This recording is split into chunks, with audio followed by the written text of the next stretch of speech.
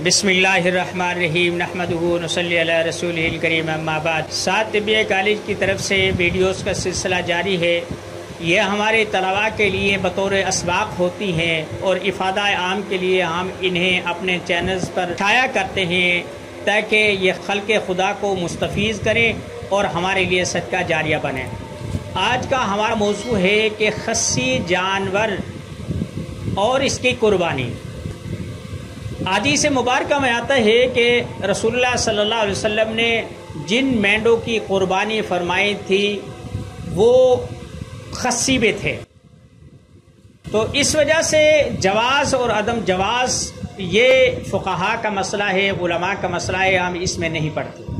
کچھ لوگ خصی جانور کی قربانی نہیں کرتے اور کچھ لوگ شوق سے کرتے ہیں اور اس کی مختلف تعویلات اور مختلف حکمتیں بیان کرتے ہیں۔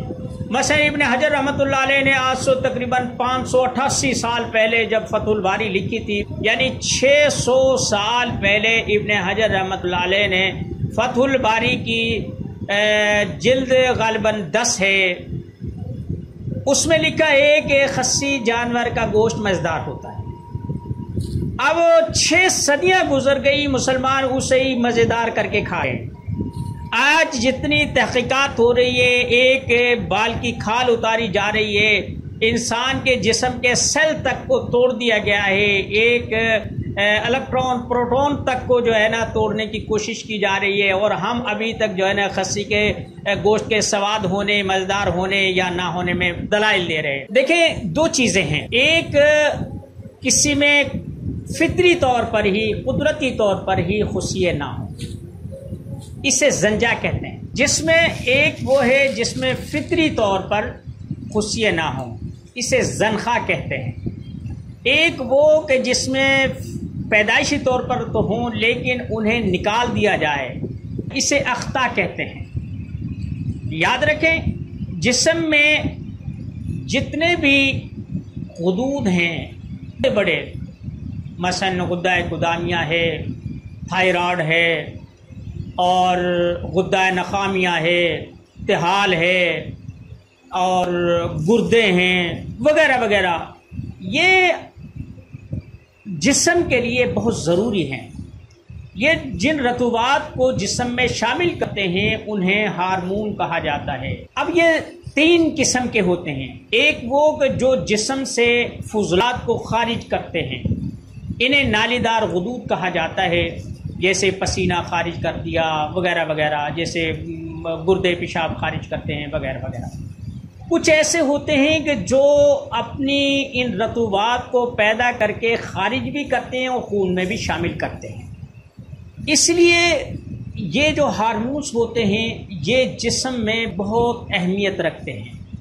گردوں کی جو کیفیت ہوتی ہے، ایک تو خون کو صاف کرتے ہیں، اور دوسرا اس کے سرے پر ایک گلٹی سی ہوتی ہے، کلائے گردہ کہتے ہیں اسے۔ اس میں سے جو ہارمونز جسم میں داخل ہوتے ہیں وہ ہماری افزائش میں، قد میں، ہماری صحت میں، ہمارے خون میں، ہماری تندرستی میں، اور ہماری جوانی اور بڑھاپے میں، بچپنے میں، صحت اور بیماری میں اہم کردار ادا کرتے ہیں۔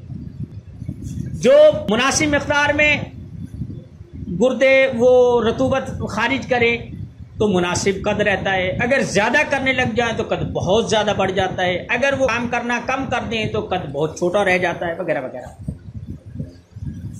دوسری بات یہ ہے، جن جانوروں کو خصی کیا جاتا ہے بچپن میں ہی، چھوٹے سے، وہ ہفتے 10 دن کے ہوتے ہیں، مہینہ 20 دن کے اندر اندر یہ عمل مکمل کر لیا جاتا ہے کہ خصیوں کو تیز دھار آلے سے، بلیڈ وغیرہ، چاقو، چھری، جو بھی کچھ ہوتا ہے، اس سے جن خصیوں میں وہ تھیلی میں وہ خصی ہوتے اسے کاٹتے ہیں اور ایسے کھینچ کر اسے باہر نکال دیتے ہیں۔ بہت دردناک ہوتا ہے، لیکن وہ بچے ہوتے ہیں، ابھی تک ان کا پورا کام نہیں شروع ہوا ہوتا، اس وجہ سے وہ برداشت کر جاتے ہیں۔ ایسے جانور میں ان کی افزائش میں کمی ہوتی ہے، سینگ ایسے ان میں کم نکلتے ہیں، اور اگر خدا نخواستہ آدمی کے ساتھ یہ کام ہو جائے، اس کی داڑھی مونچھ نکلنا بند ہو جاتی ہے، اور اسی طریقے سے یعنی یہ جو خصی ہوتا ہے طبی لحاظ سے جسم میں بہت ساری تبدیلیوں کا سبب بنتا ہے. جو صرف عقیدت کی بنیاد پر یہ کہتے ہیں کہ جناب خصی اچھا ہوتا ہے بغیر وہ اچھا ہوتا ہے، نہیں، جو قدرت نے جس چیز کو جس انداز میں پیدا کیا ہے وہ یہ فقہی انداز میں اس کی قربانی جائز ہے کہ کوئی خاص کمی دکھائی نہیں دیتی، لیکن اندرون جسم جو اس کی ضرورت تھی وہ پوری نہیں ہوتی. تو اس وجہ سے جو خصی جانور ہے یہ طبی لحاظ سے اس میں کچھ تبدیلیاں ہوتی ہیں اور کچھ معاملات ہوتے ہیں، اور جو خصی نہیں ہوتے ان کے جو صحت، ان کا جو عمل ہے یا ان کے گوشت کا انسانی جسم پر جو اثر ہے بالخصوص جوانوں کے لیے یہ بہت معنی رکھتا ہے. ایک چیز ہے تحقیق کرنے والے اس پہ تحقیق کر سکتے ہیں، لیکن میں جس نتیجے پر پہنچا ہوں کہ جو خصی بکرا ہوتا ہے اس کے گوشت میں جوانوں کے لیے وہ چیز موجود نہیں ہوتی جو وہ تلاش کرتے ہیں، اور جو عام قدرتی طور پر ہوتے ہیں تو ان میں جو ان کے لیے جوش و جذبہ پیدا کرنے کا سبب بنتا ہے وہ اس میں موجود ہوتا ہے. وما علینا الا البلاغ.